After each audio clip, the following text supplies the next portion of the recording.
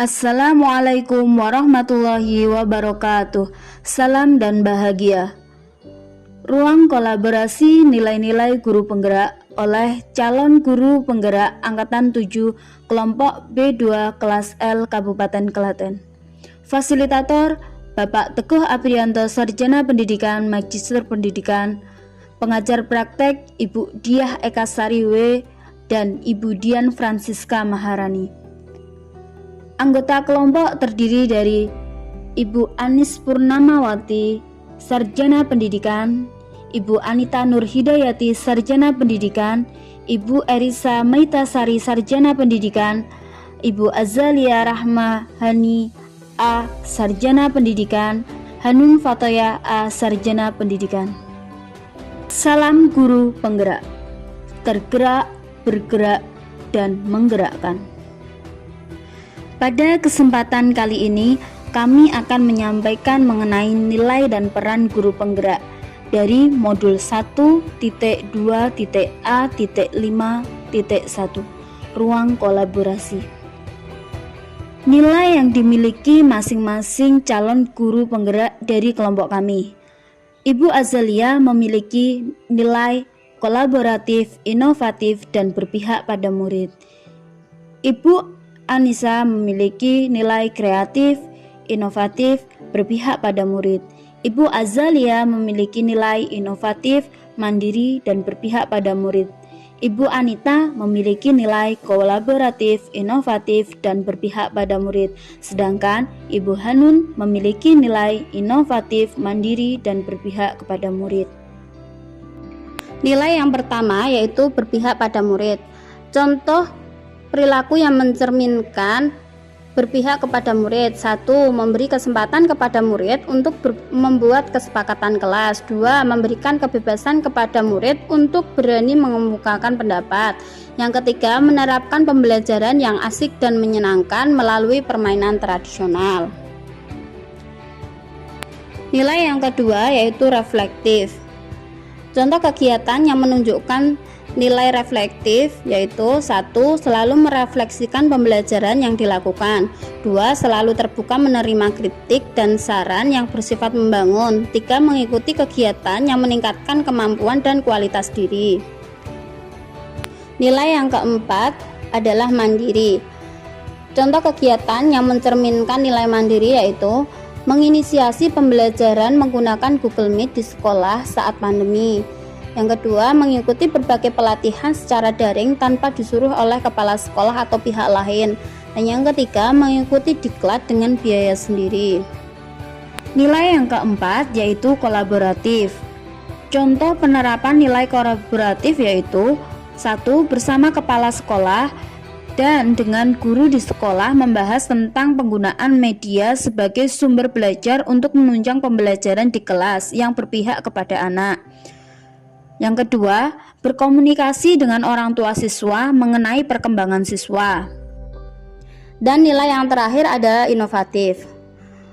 Contohnya, menemukan cara yang baru untuk diterapkan sehingga pembelajaran tak terasa sebagai beban tetapi bermakna bagi siswa. Yang kedua, mengajak rekan guru untuk senantiasa melakukan kreasi-kreasi baru dalam pembelajaran. Yang ketiga, menggunakan berbagai sumber belajar yang menyenangkan dan menyesuaikan dengan cara belajar siswa. Yang keempat, melakukan pembelajaran dengan media pembelajaran yang kreatif dan menarik. Ada 5 peran guru penggerak. Yang pertama, menjadi pemimpin pembelajaran. Yang kedua, menggerakkan komunitas praktisi. Yang ketiga, menjadi coach bagi guru lain. Yang keempat, mendorong kolaborasi antar guru. Yang kelima, mewujudkan kepemimpinan peserta didik. Peran guru penggerak yang dipilih oleh kelompok kami yaitu menjadi pemimpin pembelajaran. Rancangan kegiatan yang menerapkan nilai-nilai dan 1 peran guru penggerak yang kami pilih adalah optimalisasi aplikasi Canva dalam pembelajaran. Rancangan kegiatan 1. Identifikasi masalah dan analisis kebutuhan. 2. Penyusunan rancangan inovasi. 3. Pengembangan rancangan inovasi. 4. Pelaksanaan uji coba. 5. Pengendalian dan perbaikan. 6. Implementasi. 7. Evaluasi dan 8. Refleksi. Gambaran rancangan kegiatan yang akan dilakukan. 1. Identifikasi masalah dan analisis kebutuhan. Nilainya nilai kolaboratif. Langkah identifikasi masalah dan analisis kebutuhan merupakan awal dari sebuah langkah inovasi dalam pembelajaran. Saat melakukan inovasi, guru harus mengidentifikasi masalah yang dihadapi terlebih dahulu. Langkah ini sangat penting dilalui guna menghasilkan inovasi yang sesuai dengan kebutuhan peserta didik. Hasil dari sebuah analisis awal adalah daftar kebutuhan jenis dan prioritas kebutuhannya. Analisis sasaran ditujukan untuk mendapatkan identifikasi karakteristik sasaran secara tepat. Di sini, gaya belajar anak-anak generasi Z harus dianalisis secara tepat, mengingat ada kecenderungan tangan mereka tidak lepas dari gadget, sehingga analisis terhadap sasaran berkaitan erat dengan analisis terhadap tren perkembangan teknologi. Saat mengidentifikasi masalah dan menganalisis kebutuhan, kita juga harus bekerja sama dengan kepala sekolah, melakukan konsultasi, izin, dan sebagainya. Yang kedua, menyusun rancangan inovasi pembelajaran. Nilainya nilai mandiri. Terdapat dua pendekatan langkah menyusun rancangan pelaksanaan pembelajaran yang mengintegrasikan teknologi informasi dan komunikasi, yaitu pendekatan idealis dan pendekatan pragmatis. Perhatikan topik atau satuan pembelajaran dijadikan sebagai acuan.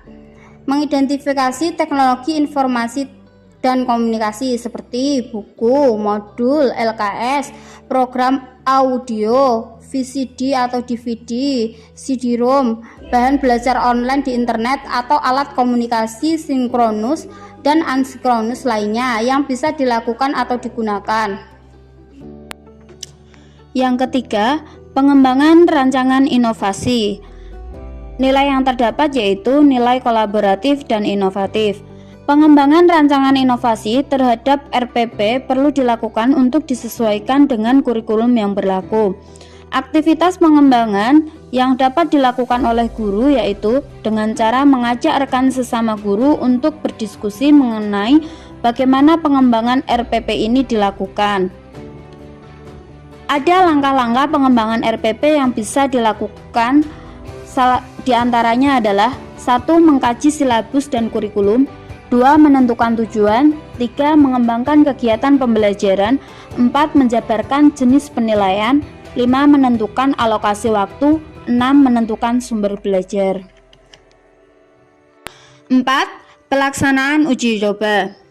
Nilai yang terdapat pada tahap ini yaitu nilai inovatif. Semua rancangan inovasi yang telah disiapkan harus melalui uji coba terlebih dahulu sebelum diterapkan dalam proses pembelajaran. Hasil uji coba inovasi tidak perlu mengkhawatirkan hasil atau tidaknya. Jadi berhasil atau tidaknya itu tidak perlu dikhawatirkan. Setiap kendala yang ditemukan dalam proses uji coba harus diyakini sebagai sebuah pembelajaran yang akan berdampak positif terhadap guru maupun siswa. 5. Pengendalian dan perbaikan. Di sini terdapat nilai reflektif. Berdasarkan hasil uji coba yang dilakukan oleh guru, harus melakukan perbaikan pada setiap kelemahan-kelemahan yang mungkin saja muncul selama proses perancangan. Yang keenam, implementasi. Di sini terdapat nilai berpihak pada murid. Setelah semua dirasa siap, maka tindakan selanjutnya adalah mengimplementasikan terhadap inovasi dalam pembelajaran.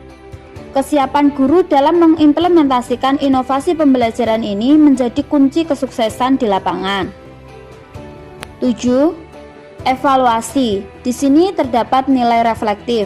Dalam melakukan evaluasi, guru harus mampu mengidentifikasi tingkat keberhasilan dalam menerapkan rancangan yang telah diterapkan dan bagian-bagian apa saja yang harus diperbaiki.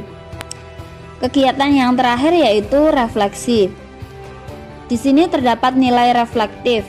Setelah mengikuti serangkaian proses belajar mengajar dalam jangka waktu tertentu, perlu adanya pemberian umpan balik atau penilaian dari peserta didik terhadap guru sehingga dapat digunakan sebagai perbaikan terhadap kegiatan pembelajaran selanjutnya. Manfaat kegiatan yang menerapkan nilai inovatif: 1. Mendukung desentralisasi pendidikan. 2. Melakukan kolaborasi dengan masyarakat, teman sejawat, dan peserta didik. 3. Menjadi pelaksana sistem pendidikan nasional. 4. Meningkatkan mutu pendidikan yang relevan dengan kebutuhan dan perkembangan iptek. Nah, demikian tadi hasil diskusi dari kelompok kami.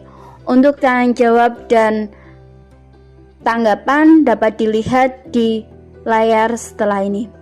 Wassalamualaikum warahmatullahi wabarakatuh.